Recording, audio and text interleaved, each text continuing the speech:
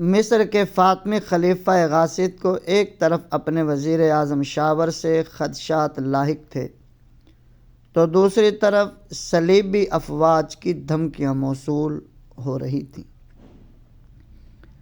اس کے دربار کے کئی امراء خفیہ طور پر صلیبیوں سے راہ و رسم بھی رکھتے تھے۔ ان حالات میں اس نے سلطان زنگی رحمہ اللہ کو اپنی مدد کے لیے پکارا تھا۔ مسلمانوں کی طوائف الملوکی کے اس دور میں سلطان زنگی شام کا حکمران تھا۔ خلافت بغداد کی کمزوری کے باعث مصر کے شیعہ فاطمی خاندان نے الگ خلافت قائم کر لی تھی۔ اس وقت سے فاطمی خلافت اور عباسی خلافت آپس میں برسر پیکار تھے۔ سیاسی کشاکش نے شیعہ سنی اختلاف کا رنگ اختیار کر لیا تھا۔ ملت اسلامیہ کی اس تقسیم سے عیسائیوں نے فائدہ اٹھاتے ہوئے بیت المقدس اور فلسطین کو قبضے میں لے لیا۔ فاطمی خلیفہ غاصب نے جب سلطان نور الدین زنگی رحمہ اللہ سے صلیبیوں کے خلاف مدد طلب کی تو سلطان زنگی نے تمام تر سابقہ مذہبی تلخیوں اور اختلافات کے باوجود فاطمی خلافت کو عیسائی یلغار سے بچانے کے لیے اپنے نوجوان سالار صلاح الدین ایوبی کو مصر میں فوجی کمک کے ساتھ بھیج دیا۔ ایوبی نے اپنے حسن تدبیر سے نہ صرف مصر پر صلیبی حملے کو پسپا کر دیا بلکہ اس نے وزیر اعظم شاور کو بالکل بے اثر کر دیا اور بالآخر اس کی غدارانہ سرگرمیوں کی پاداش میں قتل کر دیا اور اپنے حسن انتظام سے رعایا کو امن و سکون مہیا کیا۔ سلطان زنگی رحمہ اللہ کی خواہش تھی کہ مصر میں بھی خلافت بغداد کا خطبہ پڑھا جائے تاکہ دشمنان اسلام کے مقابلے میں وحدت امت کا منظر پھر سے اجاگر ہو۔ چنانچہ ایک مناسب وقت پر 567 کے ایک لمحہ میں صلاح الدین ایوبی رحمہ اللہ نے خلیفہ بغداد کا خطبہ جاری کر دیا اور مصری عوام نے بھی اس پر کوئی مزاحمت نہ کی۔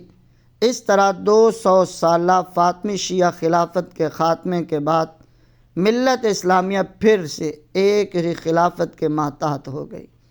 صلاح الدین ایوبی مصر سے فتنوں اور شورشوں کی سرکوبی سے فارغ ہوئے تھے کہ اس کا چھوٹا بھائی ملک العادل شام سے مصر پہنچا، انتہائی غمگین لہجے میں گویا ہوا۔ حکیموں اور طبیبوں نے محترم کو لا علاج قرار دے دیا ہے۔ ان کی بس یہی خواہش ہے کہ وہ ایک بار آپ کو دیکھ لیں۔ ایوبی نے امور سلطنت کا انتظام کرنے کے بعد عزم شام کیا اور والدہ کی خدمت میں حاضر ہوا۔ صلاح الدین ایوبی رحمہ اللہ کی آمد کے بعد ان کی والدہ کی طبیعت بڑی حد تک سنبھل گئی تھی، لیکن کمزوری کے باعث وہ مصر کا طویل سفر کرنے کے قابل نہ تھیں، جبکہ صلاح الدین کے لیے زیادہ دن تک مصر سے دور رہنا بھی خطرات سے خالی نہ تھا۔ ایک رات جب سلطان صلاح الدین ایوبی اپنی ماں کے پاس بیٹھے تھے، ماں نے بیٹے کا ہاتھ پکڑ کر اپنے سینے پر رکھا اور نحیف آواز میں گویا ہوئی، یوسف بیٹے، ایک ماں کی حیثیت سے میری خواہش ہے کہ تم میرے پاس رہو، لیکن جب امت کی ماؤں کی طرف دیکھتی ہوں تو تم جس محاذ پر ہو اگر وہ کمزور ہو گیا تو نہ جانے کتنی ماؤں کی گودیں اجڑ جائیں گی اور کتنی سہاگنوں کے سہاگ لٹ جائیں گے، تو میرا ضمیر اس بوجھ کو نہیں سہ سکتا۔ تم اللہ پر بھروسہ کر کے مصر روانہ ہو جاؤ۔ صبح سلطان صلاح الدین یوسف سلطان زنگی رحمہ اللہ سے مزید ہدایات کے حصول کے لیے شام کے پایہ تخت دمشق کے لیے عازم سفر ہوئے۔ سلطان زنگی کو جب ایوبی رحمہ اللہ کی آمد کی اطلاع ہوئی تو وہ قصر سلطانی کے صدر دروازے پر صلاح الدین ایوبی رحمہ اللہ کے استقبال کے لیے آئے۔ انہیں اپنے ہمراہ لے کر تخت سلطانی پر اپنے برابر بٹھایا۔ زنگی دربار کے بڑے بڑے امراء کو سلطان زنگی کی طرف سے صلاح الدین ایوبی کی یہ پذیرائی بڑی ناگوار گزری۔ اگلے دن سلطان زنگی اپنے مہمان کو اپنے خصوصی کمرے میں لے گیا۔ کمرے میں انتہائی بیش قیمت ہیروں سے مرصع ممبر رکھا ہوا تھا۔ جس پر دمشق کے ماہر کاریگروں نے اپنی صناعی اور نقش نگاری کے کمالات دکھائے تھے۔ صلاح الدین ایوبی منبر کی طرف دیکھو، اسے کسی بادشاہ کی سلطنت گیری کی ہوس اور عیش و نشاط کے سامان کی حیثیت سے نہیں، مسلمانوں کی عظمت رفتہ کی بحالی کی علامت سمجھ کر دیکھو۔ یہ میری آخری خواہش ہے کہ یہ کہتے ہوئے سلطان نور الدین زنگی رحمہ اللہ کی آواز رند گئی۔ کچھ دیر فضا پر سکوت طاری رہا اور پھر سلطان زنگی گلوگیر لہجے میں گویا ہوئے، یہ میری آخری خواہش ہے کہ میں اپنی آنکھیں بند ہونے سے پہلے توحید و رسالت کے نام لیواؤں کو بیت المقدس میں فاتحانہ انداز میں داخل ہوتا ہوا دیکھ لوں، اور پھر مسجد اقصی میں اس منبر پر کھڑے ہو کر اہل ایمان کو خطاب کروں۔ یہ کہتے ہوئے سلطان زنگی کی آنکھیں ڈبڈبا گئیں۔ سلطان زنگی رحمہ اللہ کی یہ جذباتی کیفیت دیکھ کر سلطان صلاح الدین ایوبی رحمہ اللہ کی آنکھیں بھی اشکبار ہو گئیں۔ سلطان عادل، آپ مسلمانوں کے لیے صاحبان ہیں، اللہ آپ کو اس مشن میں ضرور کامیابی عطا فرمائے گا، صلاح الدین ایوبی رحمہ اللہ نے کہا۔ میرے کمانڈر، میں اللہ کی رحمت سے کبھی مایوس نہیں ہوا، لیکن مسلمانوں کے امراء و وزراء کے لچھن ایسے نہیں ہیں کہ وہ رحمت الہی کے مستحق بن سکیں۔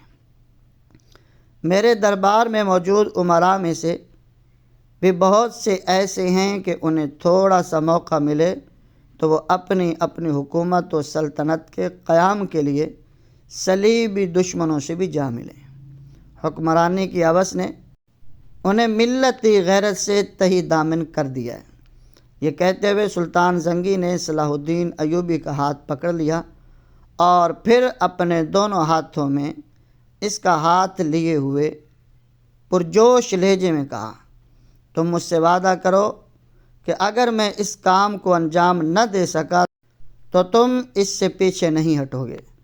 بیت المقدس کی مظلوم و مجبور خواتین اسلام کو آزاد کروائے بغیر ہم پر آرام کرنا جائز نہیں ہے، تو ملت اسلامیہ کی اس بوسیدہ عمارت کی تعمیر و مرمت سے غفلت نہیں برتو گے، ٹوٹے ہوئے بادبانوں کی اس کشتی کو اپنے زور بازو سے کنارے لگانے کی کوشش جاری رکھو گے۔ میری امیدیں اب تم سے وابستہ ہیں۔